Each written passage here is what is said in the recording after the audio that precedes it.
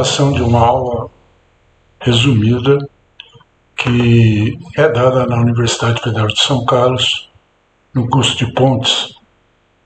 Lá na universidade eu continuo como professor sênior e nessa disciplina eu tenho a ajuda do professor Fernando. Nós vamos falar hoje em lajes de pontes e pontes sem laje. É uma versão enxuta da aula, bem simples, para mostrar como é possível calcular a armadura de lajes de pontes ou fazer um projeto de uma ponte, de uma laje em ponte. Em princípio, quando a gente fala de laje de concreto em uma ponte, nós estamos falando de uma placa, como são as lajes de edificações. E todas as considerações que a gente faz lá no nosso livro, no meu livro Carvalho e Figueiredo, de 2024, que está na versão 5, eles continuam valendo. É a teoria que a gente usa para resolver a placa usando a teoria da elasticidade. Existe uma diferença significativa, porém, no cálculo quando você está fazendo as edificações usuais e os pavimentos de pontes. A ação móvel, no caso da ponte, eu não vou considerar mais somente uniformemente distribuída, como é o caso dos edifícios residenciais. Porque nós temos as rodas do veículo tipo, que são praticamente pontuais. Elas têm dimensões 25 por 50, mas elas, quando você analisa em função das dimensões da própria laje e da ponte, elas são cargas concentradas. Ou então, pelo menos, uma superfície parcial de carga, no mínimo isso. O mais complicado disso ainda é que essa carga, em princípio, pode estar em qualquer posição da superfície da laje. Pode estar em parte, pode estar do lado esquerdo, do lado direito, enfim. Não existe uma definição de onde vai estar a carga. A carga estará onde será mais favorável para a seção que você quer calcular. Então, dessa forma, as lajes de concreto de pontes têm várias particularidades e o dimensionamento também. Nós não vamos falar todos aqui, que aí faz parte do curso de pontes, mas basicamente a obtenção dos esforços. Nesse caso, nós vamos mais visar a obtenção de sócios. E vamos ver no que se segue agora. Bom, deixa eu dar uma paradinha aqui. Então nós vamos fazer só alguns resumos aqui para que o leitor possa acompanhar do que se trata, Mas, de novo, compare lá, verifique, consulte Estruturas Usuais, volume 1, Carvalho e Figueiredo. Considera como conhecidos os conceitos, todos que estão lá no livro, e basicamente a definição de placa, que é um elemento flexionado, de pequena espessura. As outras duas dimensões são muito maior que a espessura e o plano de carregamento é perpendicular ao plano médio da estrutura. O uso de procedimento como séries e diferenças finitas são usados para calcular o esforço de placa. Nós vamos continuar usando isso daqui, porque justamente nós estamos usando o modelo da teoria da elasticidade. A equação diferencial que se chega de equilíbrio não tem solução conhecida na matemática. E para a gente poder resolver e usar tabelas e depois ábacos, que nós vamos ver, é preciso considerar algumas condições de contorno simplificado, que não são exatamente o que acontece na prática, no pavimento, para fazer uma resolução mais fácil, usando tabela, como nós falamos.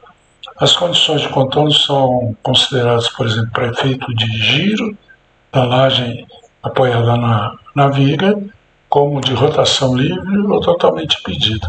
Em termos de rotação, são as duas possibilidades que tem. Não conseguimos fazer, não é prático fazer rotações diferentes dessas. É até possível fazer em alguns casos, mas não vale a pena.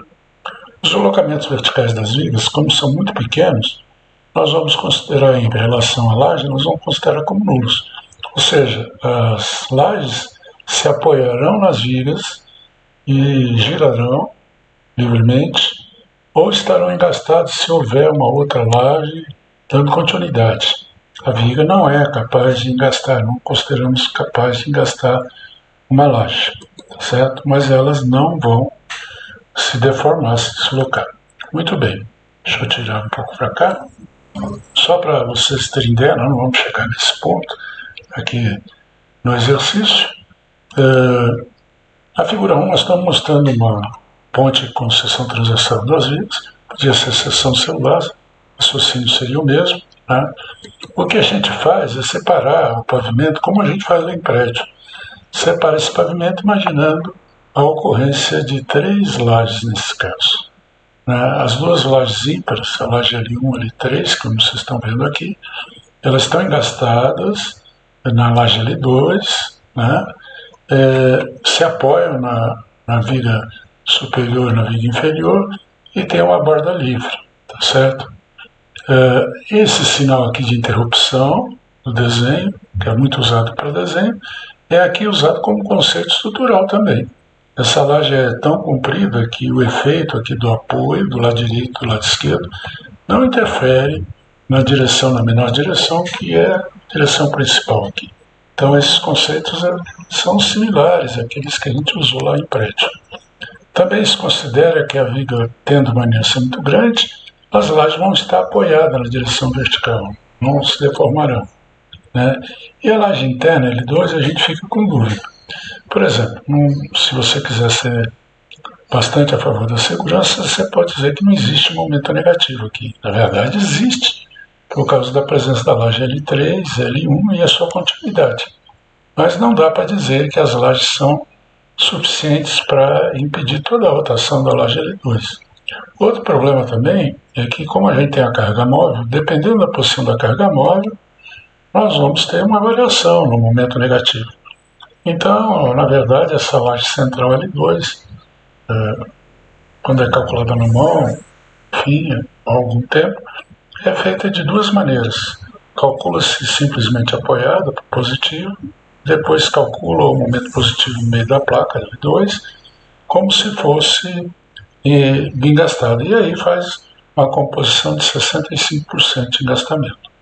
O negativo a gente vai armar pelo momento máximo, tanto da L1 quanto da L3. Bom, então vocês estão vendo que esses conceitos assim são similares a que se usa lá em prédios, são usados também em pontos quando a gente faz o projeto usando tabelas, usando teoria da cidade.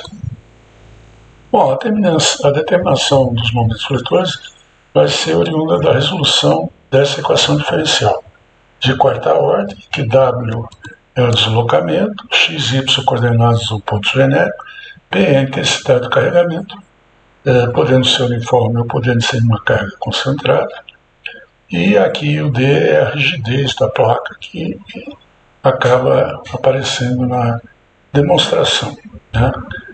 Já vamos mostrar como é que se chegou nessa equação, quer dizer, vamos mostrar só a origem, não vamos fazer a demonstração.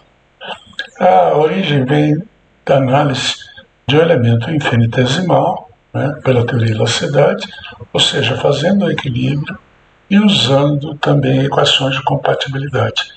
E também usando alguns preceitos, aí, espessura pequena, podemos fazer algumas aproximações em termos das deformações, né? Enfim, é possível, então, chegar, por exemplo, em relação aos momentos, aparecem momentos nas duas direções, x e y, que nós montamos os eixos aqui, chamados de principais, e também existe um momento envolvente, né? E por isso existe uma derivada cruzada aqui. Então, na equação é essa, se você integra duas vezes, você chega no momento. E para resolver esse problema, nós vamos considerar aqui no lugar do P, uma maneira de fazer é considerar uma série de polinômios em seno série de Fourier, né? Outra saída seria simplificar essa equação trabalhando com diferenças finitas. Bom, isso não vem ao tema, vamos imaginar que já seja de conhecimento, seja ler o livro, e o livro nosso 1, e ler também, obviamente, a biografia que explica tudo isso, né? Então, com esses dois momentos aqui, dá para resolver com aquelas condições de contornos mais simplificadas, e para os carregamentos mais simples, dá para resolver para seções retangulares, placas de seções, não, desculpe, lajes retangulares, né? E aqui é importante dizer que tanto um momento como o outro, numa direção ou na outra, tem influência do momento na direção transversal. E essa ligação é feita pelo Nico, coeficiente Poisson. Muito bem. O trem-tipo da norma brasileira de 2023, na verdade, aí era o texto em votação, depois passou para o definitivo, portanto nós estamos com o texto atual, embora vocês vão ver mais para frente que isso surgiu lá por volta de 1952, 50. O trem-tipo rodoviário, né, a carga móvel rodoviária é chamada de trem-tipo, TB 450.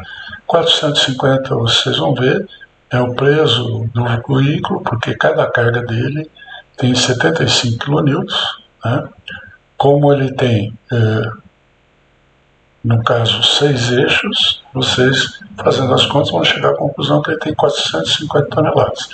Ele tem 18 metros quadrados, é uma área bem pequena, 3 metros de largura, 6 de comprimento. Nós temos 3 eixos com um conjunto de rodas de 20 por 50, conforme está ali na figura, né? E a grande vantagem desse veículo, em termos assim de causar esforço grande, embora ele não seja real, é um veículo imaginário, né? Ele tem uma carga muito grande numa região pequena. Nós temos veículos aí que trafegam nas estradas brasileiras, têm permissão para trafegar, que em vez de 45 toneladas, ou 450 com a UTB, eles têm 70 toneladas, mas eles têm 20 metros de comprimento. Bom, a largura aqui é 3 metros, com a distância do eixo até a face de meio. Esse veículo tem uma série de regras que eu não vou entrar aqui, né? O pessoal que faz ponte já sabe. E aqui diz aqui que é circundado, onde for mais favorável, uma carga de 5 kN por metro quadrado. Isso depois a gente transforma nesse carregamento e nesse. Aí é outra história para ver o que acontece na vida. Por enquanto, só estamos noticiando que esse é o trem-tipo da norma brasileira. Coincidentemente, é o trem-tipo da norma alemã lá de 1952. E aí vocês vão entender por que foi escolhido isso daqui. Muito bem. O maior problema no caso das lajes é saber essa carga concentrada. Essa carga concentrada acaba sendo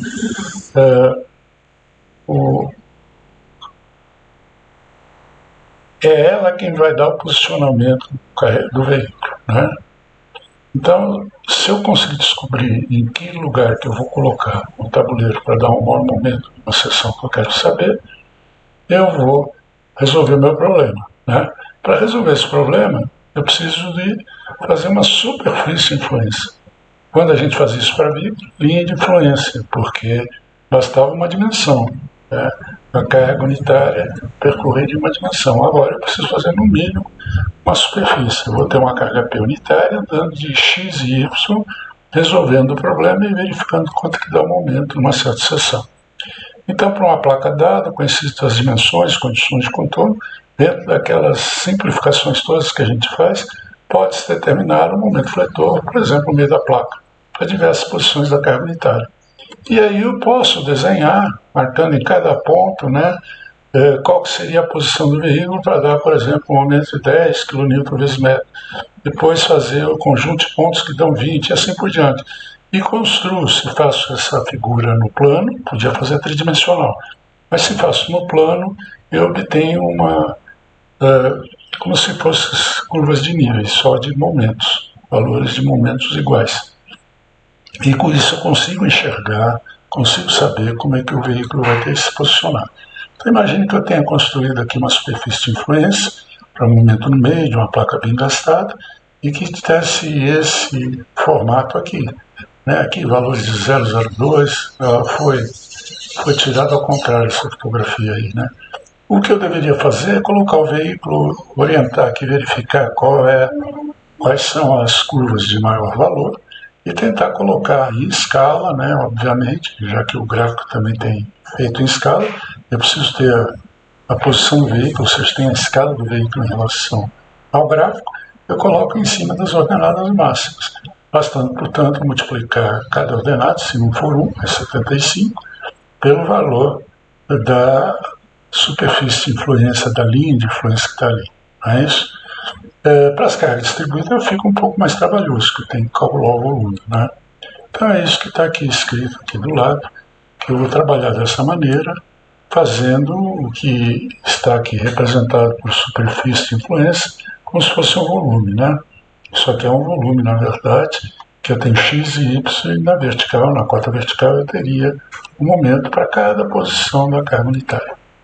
Aqui melhora os ábacos mais famosos de Romberg, alemão, né, em que você vê aqui, ele quer saber qual é o maior momento negativo, ele fez inclusive uma laje com inércia variável. É normal, as lajes em pontes têm inércia variável, é fácil de se entender porque a variação é muito grande de momento. Né? Então, aqui vocês estão vendo lá, a posição da carga unitária para dar o maior momento, pelo esse gráfico, é essa posição aqui, é o momento do investimento aqui, né? 0,343. E aqui, uma relação de 1,5 entre essa seção e aquela de lá.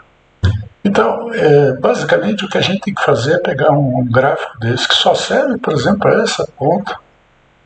Então, sei lá, vamos escolher os momentos de engastamento numa direção, na outra, os momentos positivos.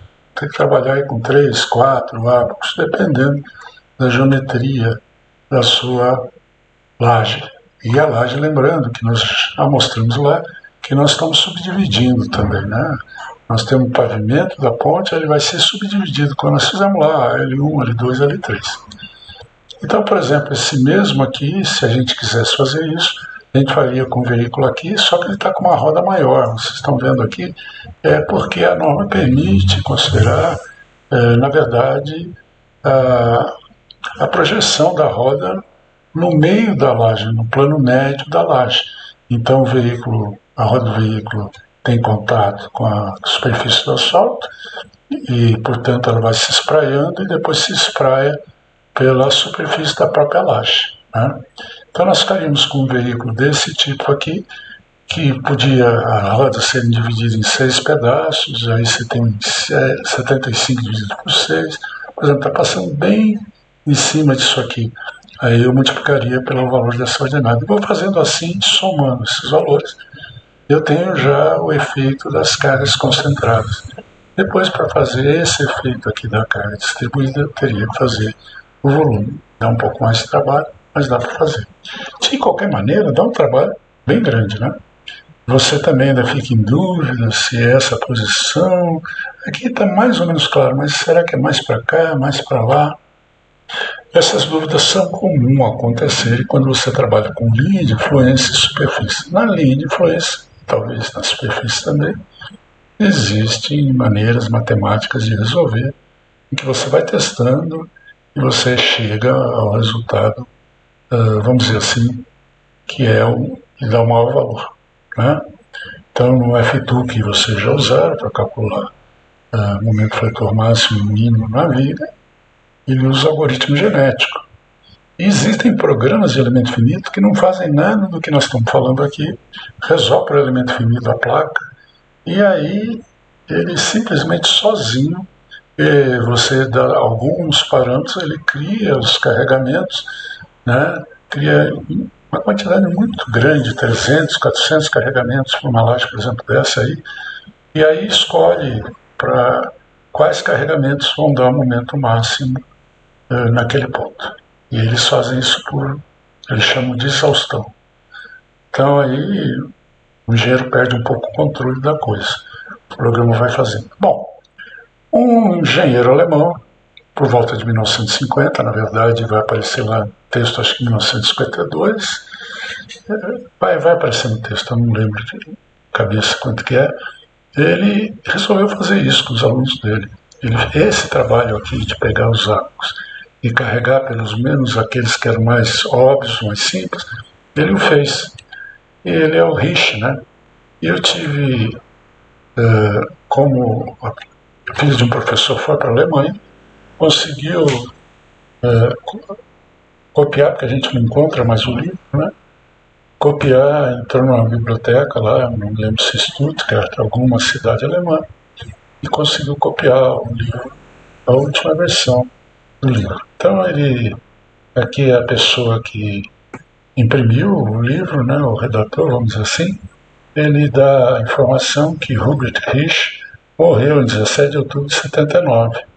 Fala bem dele e depois diz que, apesar disso, ele, pouco antes de morrer, né, ele deixou pronta a 7ª edição desse conjunto de tabelas, o livro dele que contém o conjunto de tabelas, em que ele fez todo o trabalho que a gente precisaria fazer de carregar as superfícies de influência e achar o momento máximo da carga móvel. Né?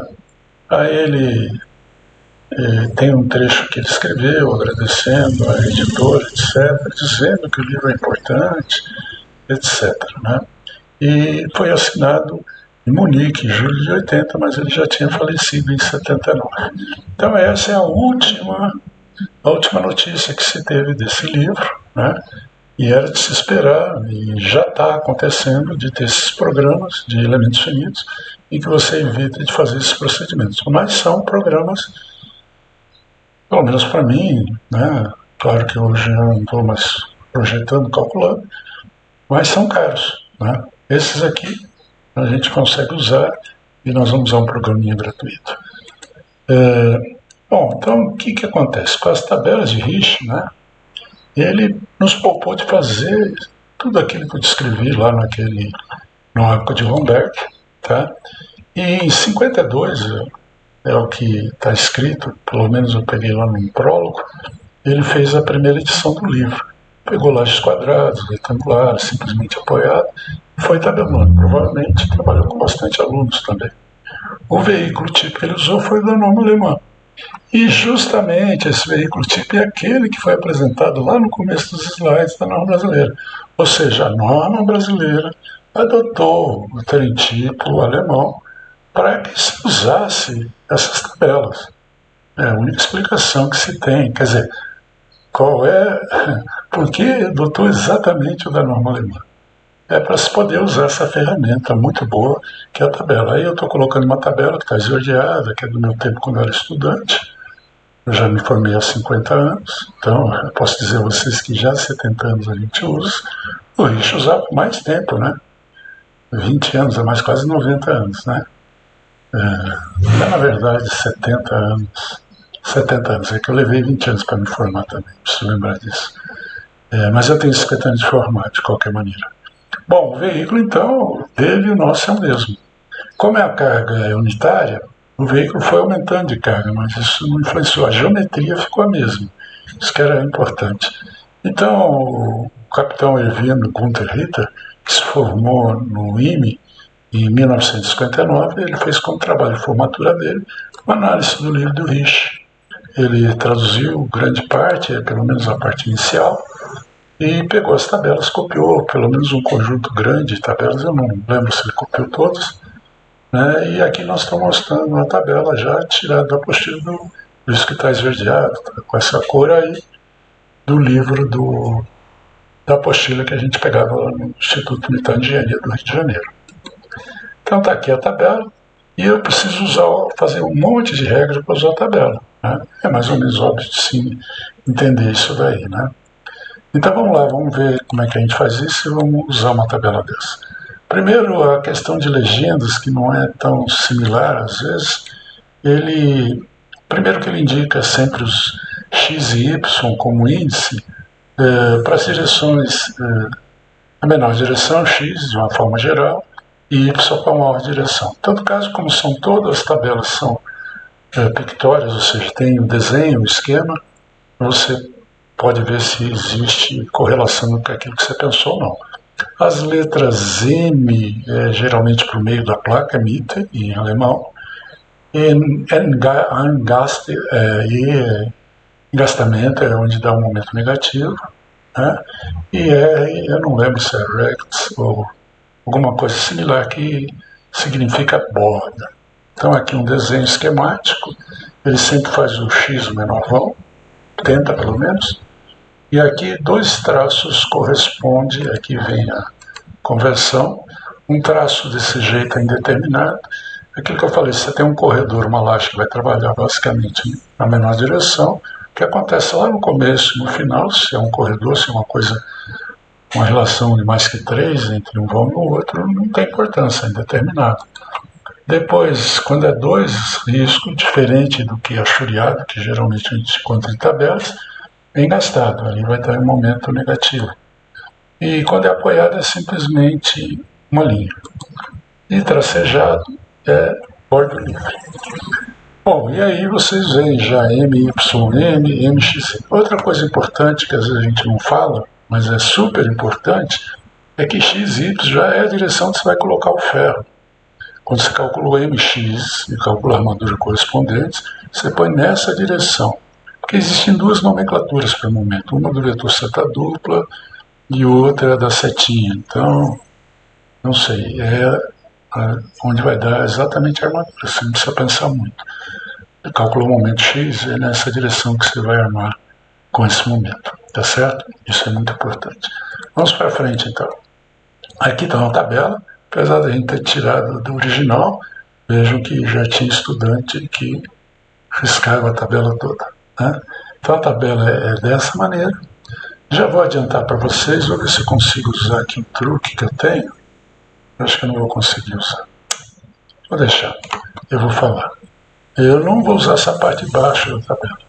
Quando o Rich fez essa parte de baixo, é para um trem tipo que tinha uma geometria um pouco diferente da nossa. Na nossa norma, nós só temos um TB450, mas no finalzinho ele fala que tem um 240. Que se você quiser usar para obras menores, para estradas vicinais, enfim, dependendo de quem está encomendando, cuidado com isso. E você vai usar a mesma geometria, só que com 240. Em vez de 450, 240. Essa parte de baixo da tabela aqui, tem também aqui as cargas, mas essa parte de baixo da tabela é referente a um trem tipo que nós já não usamos mais. Tem na norma alemã, tinha e tem até 1979, quando ele republicou o livro, mas então a gente vai desconsiderar. Então a tabela basicamente é isso que está aqui, né? O que eu posso fazer com essa tabela? Eu posso determinar o máximo aumento das cargas concentradas e da carga variável de 5 kN por metro quadrado. Ele fez isso para a gente. E para isso eu vou entrar além das entradas principais, eu vou tirar da tabela um coeficiente que, multiplicando pela carga de 75, eu já tenho os valores do veículo. E depois outros valores aqui que, multiplicando os valores que estão aqui à direita, que nós vamos mostrar, que multiplicando por 5 já dá a carga uniforme distribuída, levando em conta a posição do veículo, onde o veículo está também. Além disso, ela tem também, né, e tudo considerando TB 450, e sempre com laje retangular e com diversas condições de apoio e também questão do tráfego. Ok? Vamos para a próxima agora. Quais são os parâmetros de entrada? Tem um parâmetro T que é importante, né? Esse parâmetro T, ele na verdade ele dá mais ou menos o tamanho da projeção da roda. E eu sinceramente li bastante o livro com um colega, não concluímos muito, o Rich não explica muito bem o que é isso, mas você consegue entender que eu preciso dessa dimensão, que essa dimensão é variável e depende da tabela, né? Depende do tamanho da laje. Então eu preciso dessa direção. E depois vocês vão ver que eu preciso do LX, do LY eu não preciso, mas o LX eu preciso para ver se o veículo cabe ali, né? E outra coisa importante, que eu acho que eu não falei lá na frente, lá atrás, embora não esteja escrito na norma, o veículo sempre está na direção longitudinal da ponte. Para que eu saiba, não existe nenhum cálculo, quer dizer, você tem programas que você pode fazer, mas não se calcula o veículo, aquele veículo tipo perpendicular à direção de tráfego. Então, no plano médio também, né, eu vou levar em conta, e se tem mais para isso, que a projeção da roda é maior e, portanto, há uma tendência a diminuir o valor do momento. Né? Ou seja, se fosse carro uniformemente distribuído é uma coisa, se for carga concentrada é outra. Então, o que se faz é pegar a roda tem 25 por 50, então você vai considerar numa direção na outra um ângulo de 45 graus, quando você pensa aqui, e vai pegar a projeção aqui no meio da laje.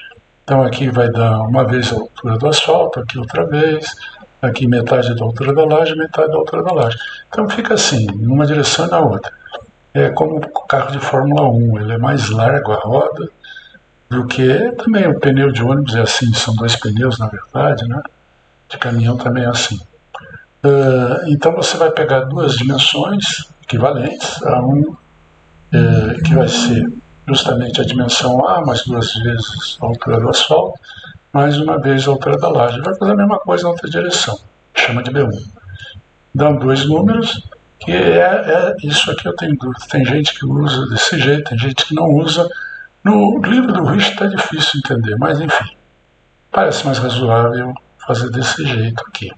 Você vai colocar um lado do quadrado equivalente, ou seja, é como se fosse um quadrado, eles devem ter usado um quadrado, e depende do tamanho, obviamente, para colocar lá na laje. Muito bem, então esse é um parâmetro de entrada, fica claro isso. O outro parâmetro, então, T sobre A. O A é a distância entre os eixos na direção transversal. Porque se o veículo anda sempre longitudinal, o importante é a direção transversal para saber se cabe ou não cabe naquela laje. Né? Então você vai ter T sobre A e LX sobre A. Esses são dois parâmetros que você vai usar. E o T nós já mostramos o que é. E A é a distância, então, entre o eixo das rodas, é sempre 2 metros, porque isso não varia. Antigamente variava na medida que tinha aquele outro tipo menor. LX o menor não. Ok. Bom, aqui, então vamos mostrar já direto aqui, vou pular aquela de lá. Isso aqui é melhor. Mas temos uma tabela aqui. Vamos aproveitar e já falar praticamente tudo que a gente precisa falar. Lembrando, a parte de baixo não entra. Então aqui vem o número da tabela, eu identifico a tabela se corresponde à laje que eu quero calcular. É uma laje bem grande, bem comprida. A direção de tráfego, Fahrrichtung. A direção de tráfego está nesse sentido. É claro que se estiver no outro é totalmente diferente, é outra situação que pode existir, mas não é o nosso caso, por exemplo. E aqui, como essa direção é cerca de 3 vezes maior, acima de 3 vezes eu considero infinito. Então, olha lá, escolhi essa daqui, certo? Vi a direção, aí tem Gleich, Uber de Gansblatt, carga uniformemente distribuída por toda a placa. Isso aqui é para calcular a carga permanente. Então, esses parâmetros multiplicados pelo carregamento, né? Esse parâmetro aqui multiplicado pelo carregamento de peso próprio, o asfalto mais a laje teria que ser espessura fixa, né, uniforme, desculpe, a gente faz um valor médio, obviamente. E vezes LX ao quadrado, sempre LX. A referência sempre é um vão para facilitar a conta, já que não existia máquina de calcular. Tá certo? Então você tem para uma direção MXM e para outra direção, nesse caso MYM. Que é uma laje simplesmente apoiada, só pode ter esses dois momentos, devido, não tem momento aqui junto à viga. Né? Também aqui, ó, esqueço a parte de baixo. Também aqui a parte de cima, nós temos então o MXM e o YM. Isso é para as cargas concentradas. E a Broken Class, a classe da ponte, esqueço, porque é aquele trem-tipo que a gente usa, não precisa se incomodar com isso. Então você tem LX sobre A, que é essa coluna. Então LX sobre S, LX sobre A costuma não ser o número inteiro, né? Vocês pensem um pouquinho, vão perceber que é isso. Então esse LX sobre A que está aqui, possivelmente a gente tem que calcular. E depois tem o T sobre A, que varia 0,125, 0,25, 0,50 e 1. Esse daqui, se for o caso, também tem que calcular. Então, era muito comum a gente fazer interpolação num sentido e no outro.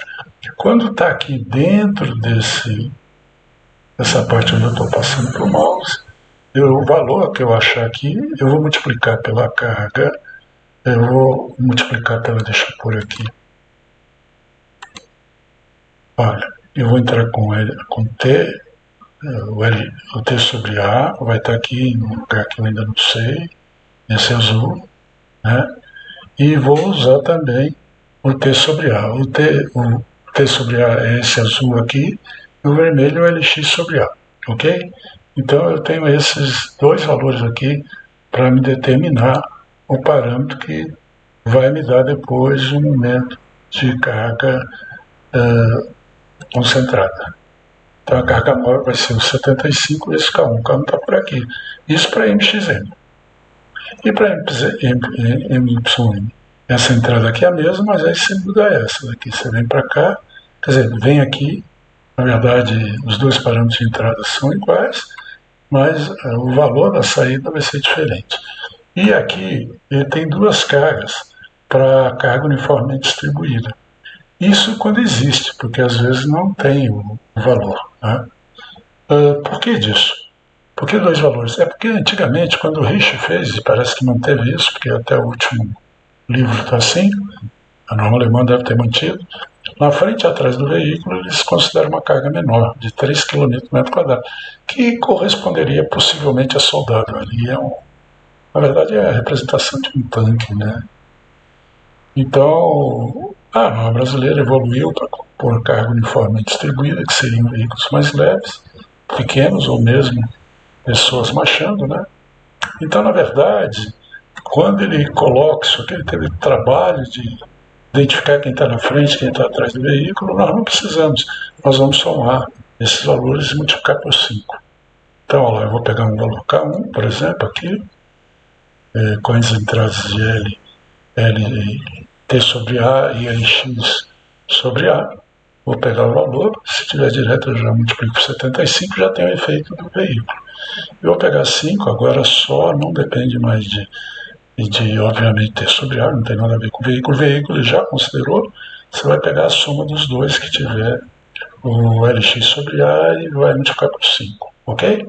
E lá em cima ainda tem o momento MG. Você vai pegar o K correspondente, se você quer o MXM, é 0,125.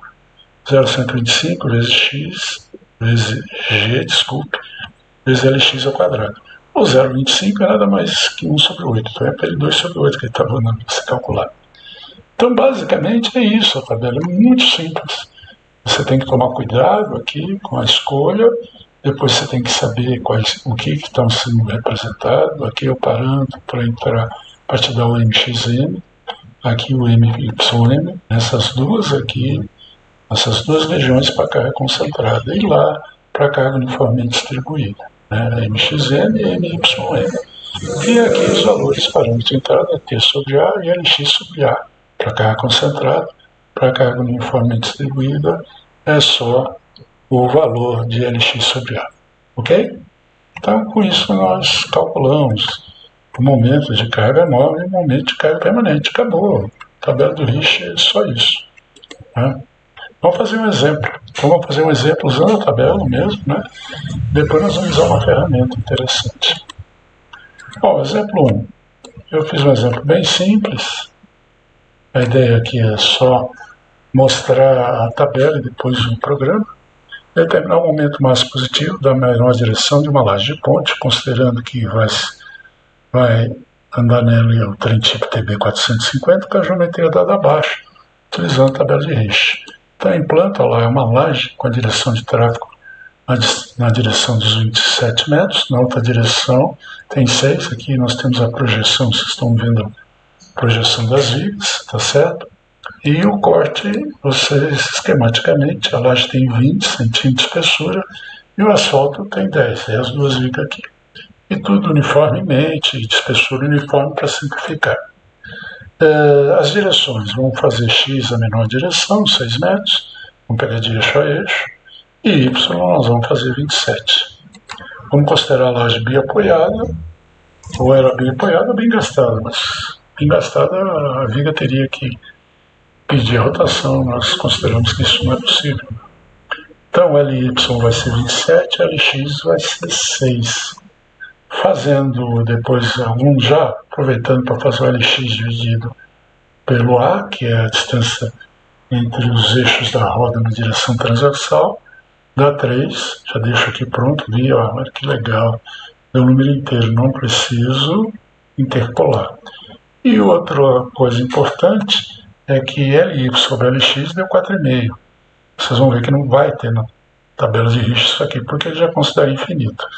Aí você olhando lá a direção de tráfego, a condição de contorno e a relação do vão, você chega à conclusão que é a tabela 1.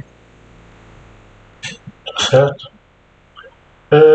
Vou adiantar também, bom, daqui a pouco vai aparecer o desenho delas, vocês vão concordar comigo ou não, se é a tabela 1. Já vamos aproveitar para calcular, pensando que a roda é 20 por 50, o asfalto é 10 e a laje tem 20, fazendo as projeções da superfície da laje no meio da placa, é 0,60 por 0,90, portanto dá um quadrado de lado equivalente com a mesma área, 0,775. Então T sobre A vai ser 0,367. Aí já começou a dar quebrada. E aí a tabela está aqui, eu só desenhei a parte de cima da tabela, como eu disse a vocês, só me interessa essa parte de cima. Então vocês estão vendo aqui, ó, vamos ver, a tabela é o número 1, aqui está difícil de enxergar, mas é uma linha só. Aqui eixo indeterminado, porque a relação é infinita, a direção de tráfego está nesse sentido, portanto é essa tabela que eu tenho que considerar mesmo. Tá? Simplesmente apoiada, direção de tráfego, indeterminado. E agora eu tenho todos os coeficientes que eu preciso aqui, inclusive para calcular o peso próprio, na direção X e na direção Y. Lembrando que ele pediu para a direção X, que é a menor direção, ele vai dar um maior momento. Ok. Então os valores que eu vou considerar para o peso próprio são esses aqui, na verdade só o primeiro, que é para o MXN. Agora, aquele parâmetro de entrada era 3, olha que está aqui. Todos os valores que eu vou pegar tem que estar aqui. Eu vou pegar para a carga concentrada um valor que está por aqui.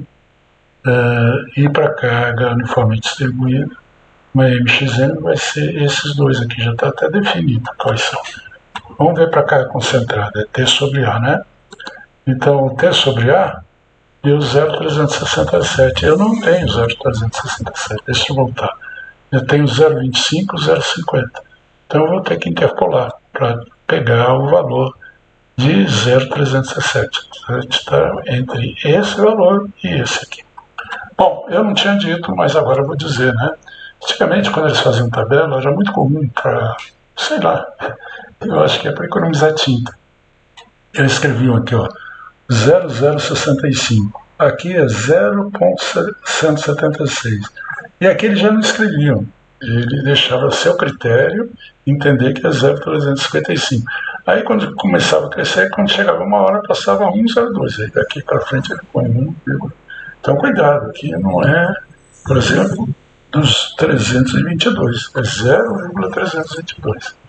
Então as tabelas mais antigas têm muito desses detalhes assim, a pessoa tem que prestar atenção ao usá-lo, né? Então, olha, voltando aqui, no nosso caso, para calcular parte de XM de carga concentrada, eu vou ter que usar um parâmetro que está entre 0,69 e 0,67.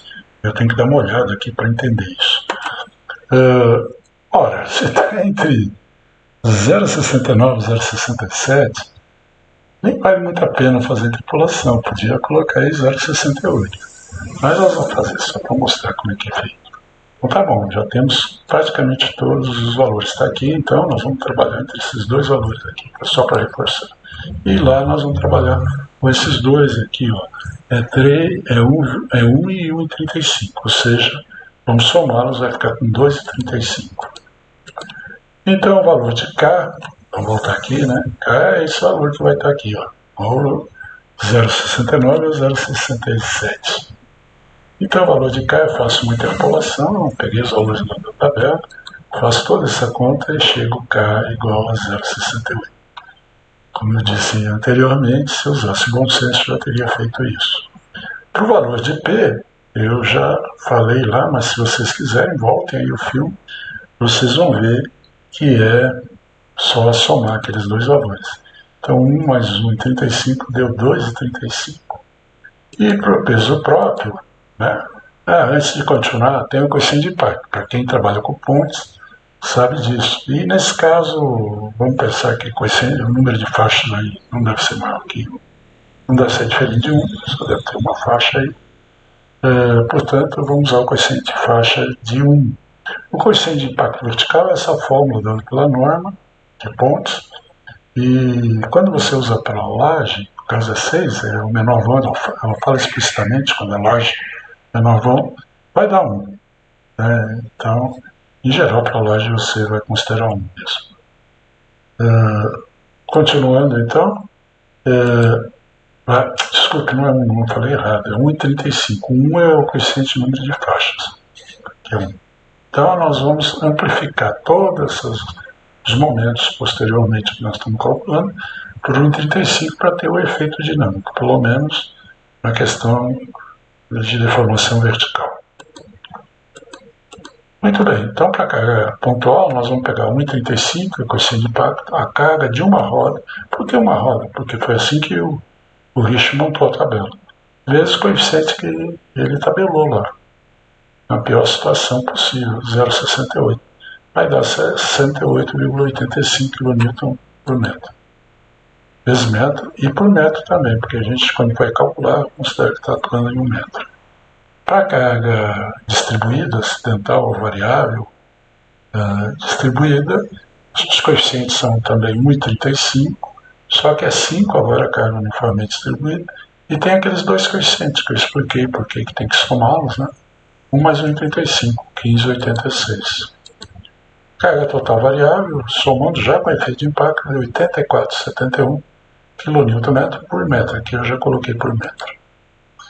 E o carregamento permanente, vou imaginar que eles tenham 0,20 de laje, com 25 kN por metro cúbico, que dá 5. E vou usar também 25 para o asfalto, né?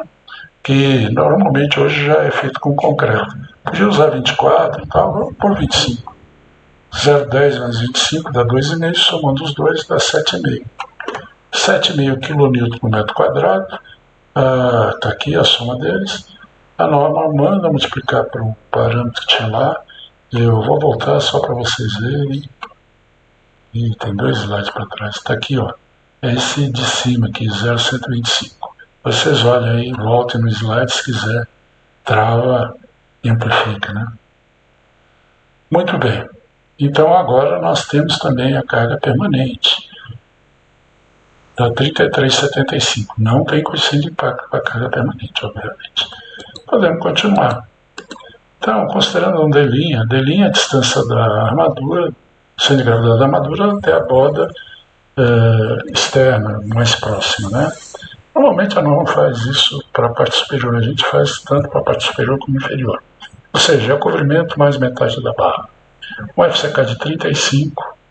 E aí os coeficientes eu não vou explicar aqui, porque tem que falar uma série de coisas, e na norma 86, 81, que diz que os coeficientes são diferentes para esse tipo de estrutura, que é pontes. Vamos considerar 1,3 para peso próprio, podia ser 1,35, e 1,5 para carga móvel. O coeficiente de impacto já está considerado aqui, na carga móvel. Fazendo as contas, nós chegamos em 170,94 valor de cálculo. Aí, para calcular a armadura, calculo o KMD, tiro aquele D' aqui, o arbitrei, eu não sei se dá isso, né? 20 menos 3,5, 16,5, fiz as contas aqui, olha, fiquei no limite. Aliás, eu já pus 35 por causa disso. E assim mesmo ficou bem no limite mesmo, né? MD sobre B, D2 FCD, está com 0,45 de X sobre D praticamente. O KMD dá 0,251. O KZ deve dar 0,82. Fazendo as contas, 29,75, usando um ferro de 16 milímetros, 5 oitavos, cuja barra tem 2 centímetros, nós chegamos a esse valor aqui. Só um minuto. Então, nós chegamos a uma armadura de FID 16 a cada 6,7. É muito pequena. quer dizer, o espaçamento é muito pequeno. Uma solução é aumentar a barra, né? Mas já estamos com a barra razoável, 16 milímetros. Outra solução seria aumentar a altura da peça, né? Então, só para mostrar para vocês, eu vou fazer um raciocínio assim, bem rápido, né? Eu não queria mostrar, mas vamos lá, vou mostrar. Olha, e é muito interessante você, quando está fazendo esses tipos de problema, isso vale para muro de arrimo, vale para uma série de situações, para você não ficar testando o seu programa, embora depois a gente tenha que usar o programa, tenha que usar uma coisa mais precisa, nós vamos fazer o seguinte, nós vamos partir de um problema diferente. Vamos impor que eu queira ferro de 5/8 a cada 10, que é vamos dizer, um limite para mim. Para mim, projetista. Eu, como projetista, imponho esse limite. O B vai ser sempre 1 metro, a largura 1 metro. Lá nós já usamos, esqueci de falar, de mostrar. E o MD, vamos manter o mesmo MD que está lá. É claro que ao mudar a altura da placa, da laje, que é o que nós queremos aqui nesse caso, nós vamos ter uma mudança de momento, mas não é muito grande. Então, a ideia é o seguinte, qual que seria essa altura para que nós tivéssemos aquela armadura com aquele momento? Aí eu parto do problema que eu sei quanto que é o momento MD, e sei também que o momento é a força na armadura, eu tenho a quantidade de armadura, portanto eu tenho a força de armadura multiplicada por Z. Então tem lá, o AS é 2 vezes 10, dá 20 centímetros. A força no aço é igual à força no concreto, porque nós estamos com flexão simples. Então igualamos a força do aço, que está aqui, com a força do concreto, né? Ou até fazemos o seguinte, MD aqui, daqui, ó, MD dividido por FS vai me dar o Z, eu acho o Z. O aluno outro dia resolveu isso e colocou o Z limite, né, que corresponde a 0,82 do D. Não é o caso. Bom, pensem depois e entendam o que eu falei. Agora sim, eu vou pegar a força do concreto e igualar a força do aço. E a força do concreto, se eu estou trabalhando dessa maneira, o concreto não é acima de 40, portanto não tem eta-C, não tem outro coeficiente, a não ser o 0,85, vezes 0,8, usando o diagrama retangular, vezes x, vezes FCD. Igualo com Fs, já que as forças são iguais, tiro o valor de x, que dá 5 centímetros. Mas eu sei que Z é D menos 0,4 de x. É só olhar para esse desenho aqui e entender que a linha neutra, a metade da linha neutra, que é 0,4 de x, né, quando eu tirar D menos 0,4 de x, eu vou ter Z, braço de alavanca.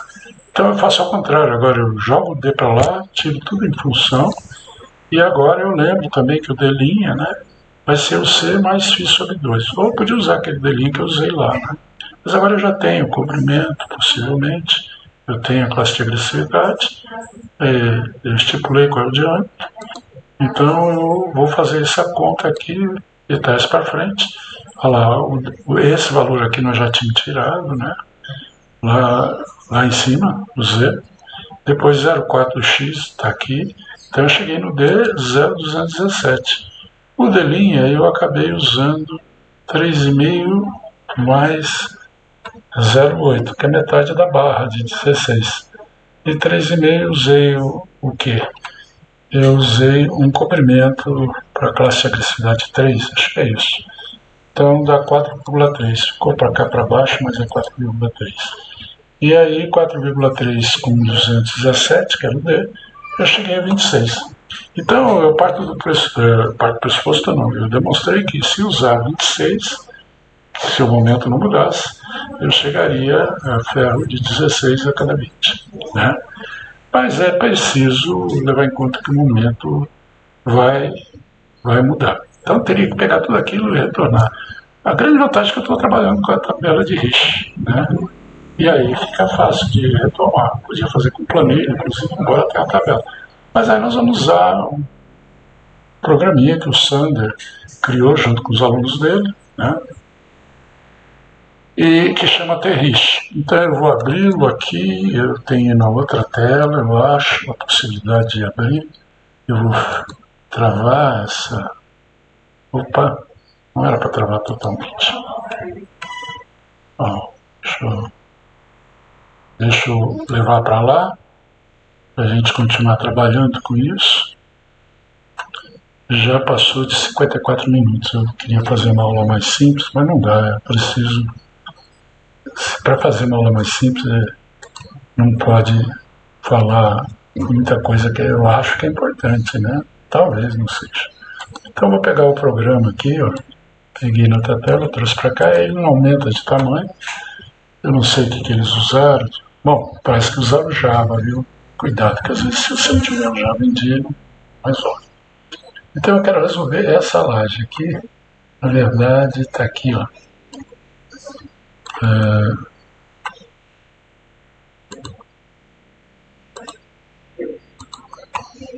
Essa laje aqui, olha lá. Nós vamos resolver aquele mesmo exemplo, só com 28 centímetros agora, tá bom? E vamos usar o Terriche. Então, para usar o Terriche, eu vou fazer assim, ó. Ok? Vou deixar assim, tirar isso aqui daqui. Vamos ver se eu consigo voltar com o programinha aqui. Consegui voltar aqui. Está aqui o programa. Eu quero resolver essa laje aqui, já com os 28.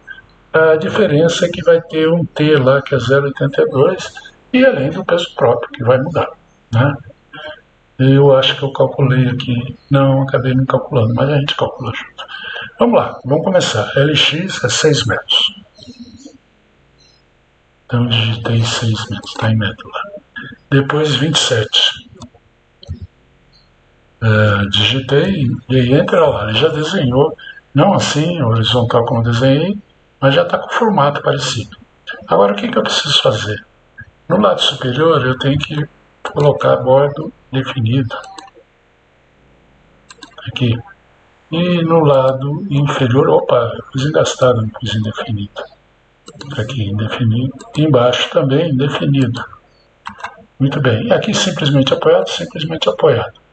O coeficiente de impacto é 1,35. O T não é 0,32. O T nós temos que dar, lá ele já pôs também a relação dos uns infinita.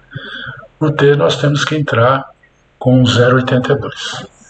Eu acho que é ponto aqui que ele aceita ou é vírgula? É vírgula. Vamos ver, ele disse se estiver errado. 0,82. Então é isso mesmo. A direção de tráfego já está certa, nessa direção de tráfego. Agora está faltando bastante coisa ainda. Opções. Vamos aqui, opções, unidades. É importante você lembrar de colocar a unidade certa. Apareceu na outra tela, eu trouxe para cá. Então, metro, tudo bem, mas em vez de tonelada, vamos fazer quilonewton metro. Aqui também. Quilonewton metro quadrado. Ok. Bom, deixa duas casas decimais, está razoável. Depois, além disso, nas opções ainda tem mais coisa. Carga permanente total. A carga permanente total, quando eu coloco... Opa, cadê? Ah, está lá na outra tela de novo. Apareceu na outra tela. Entrar com valor de G. Então, o que ele quer? Ele quer quilonewton por metro quadrado. Vamos fazer isso?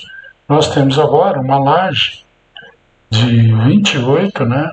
Deixa eu pôr aqui minha calculadora. 0,28 mais 0,10. Era isso, né? Então, somando isso daqui, multiplicando por 25,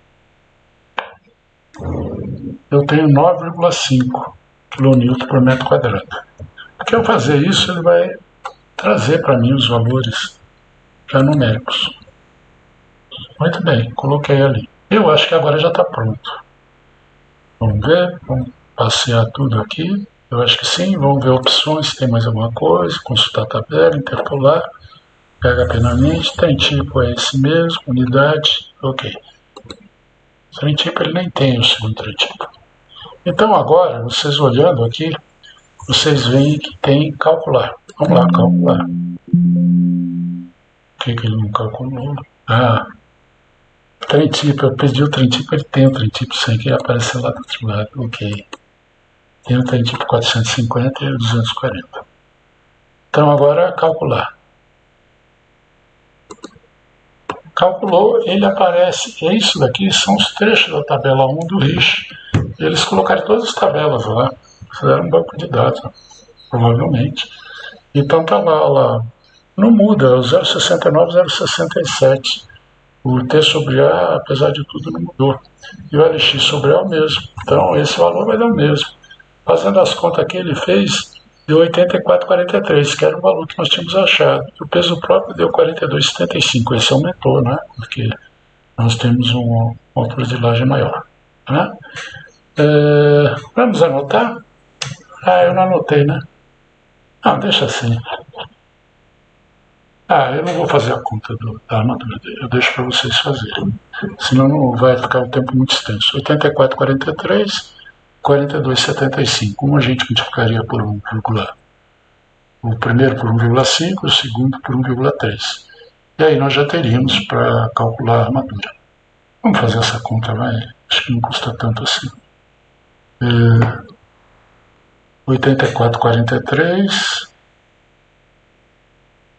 vezes 1,5 mais 1,3. Isso é MXM, hein? Vezes 42,75.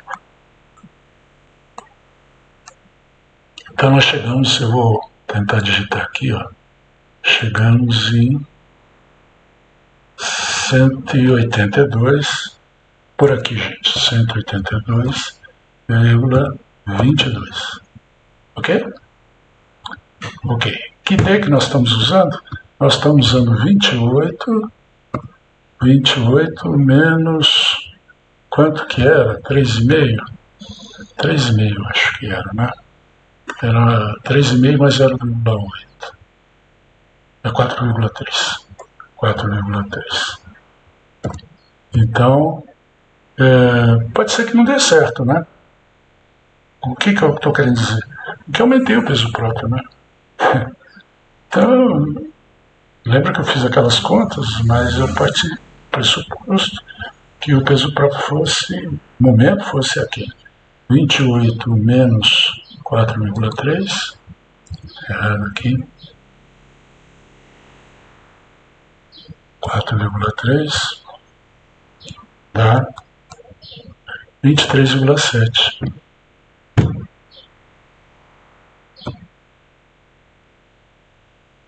Pronto, já está calculado no momento. O que é em quilonewton vezes metros sobre metro. Ok. Está calculado o momento.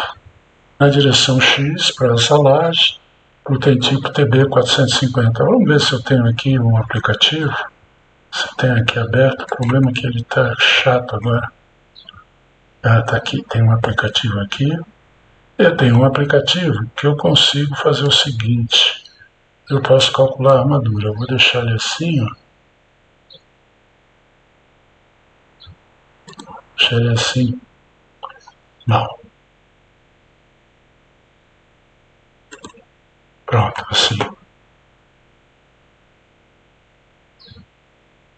É esse o momento?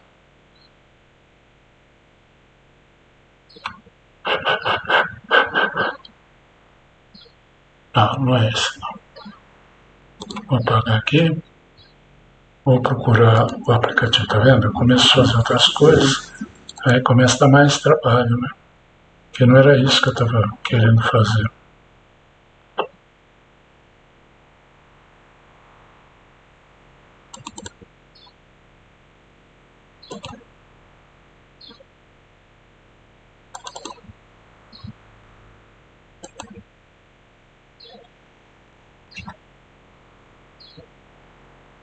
Deixa eu procurar.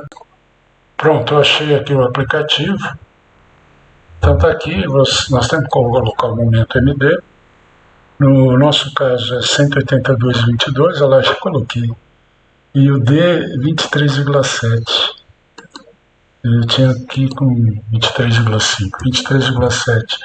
O FCK 35, o HF é como tivesse HT. No nosso caso, nós chegamos com MD de 0,129, KX, KZ e o AS 19,28. Vamos fazer aqui, vamos ver quanto que vai dar o T, o espaçamento, o T ou S, vamos por S.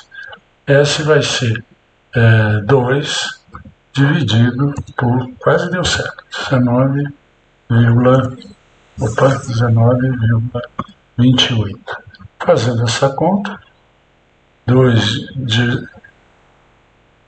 dividido por 19,8 19,28.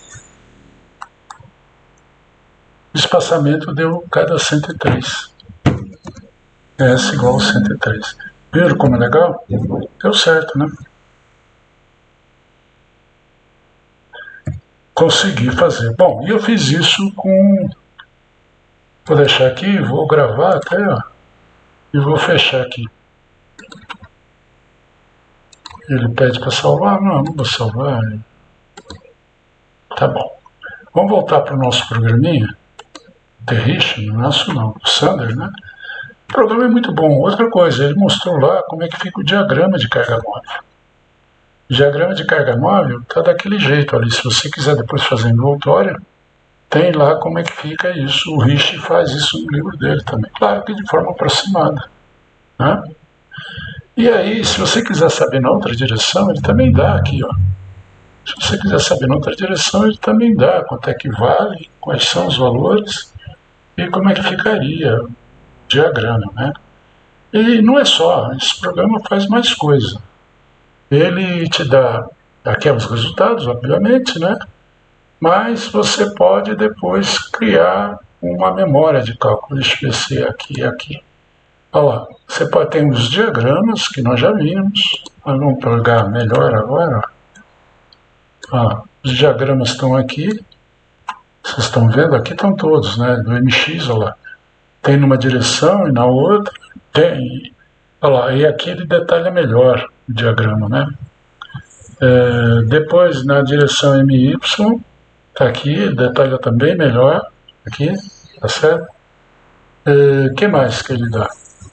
Ele dá resultados. Ele dá uma memória de cálculo.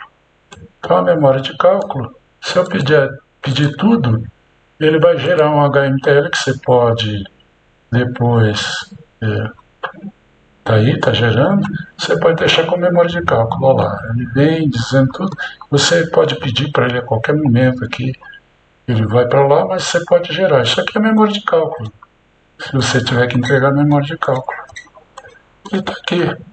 Então nós estamos completando 1 hora e 7 minutos, com 1 hora e 7 minutos nós vimos como é que calcula, pelo menos numa direção, a armadura de uma laje. Faltaria ainda a fadiga, a verificação e abertura de fissura.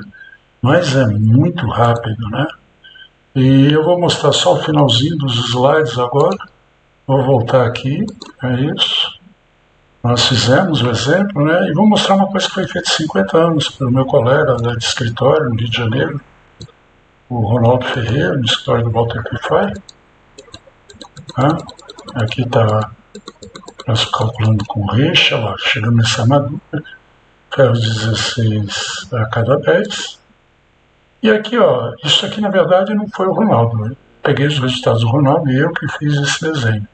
Era tipo uma memória de cálculo lá. Laje de ponte, a gente faz aqui, é aquela laje de você tem uma parte em balanço, tem a parte central, aqui a gente desenhei o eixo de simetria. Nós temos os valores da carga acidental, variável, né? Depois a carga permanente, tá aqui. E aí a gente junta as duas, tá? Faz um cálculo aqui, é um cálculo de fadiga bem antigo, de 50 anos atrás. Isso aqui é exatamente 50 anos atrás. Pena que eu não peguei desde o começo, mas está lá, 1973. É 73, sim. E aí a gente, com isso daqui, com esses trechos, a gente vai fazendo os cálculos. Está aqui a fadiga. E desenhando em escala, a gente consegue desenhar a armadura da laje. Ok? As escalas aqui na vertical, na horizontal, e usando aquele procedimento que nós falamos de 65% de engastamento para pegar esse momento positivo aqui de carga móvel, né? Então está aí uma maneira de se calcular bem rapidamente, usando a tabela de Rich, usando melhor o T-Rich. Se você já soubesse os conceitos, a aula resumiria em 10, 15 minutos, né? É só usar o T-Rich e partir para um abraço, né? Então, tá aí, fica à disposição de vocês, terminando a aula.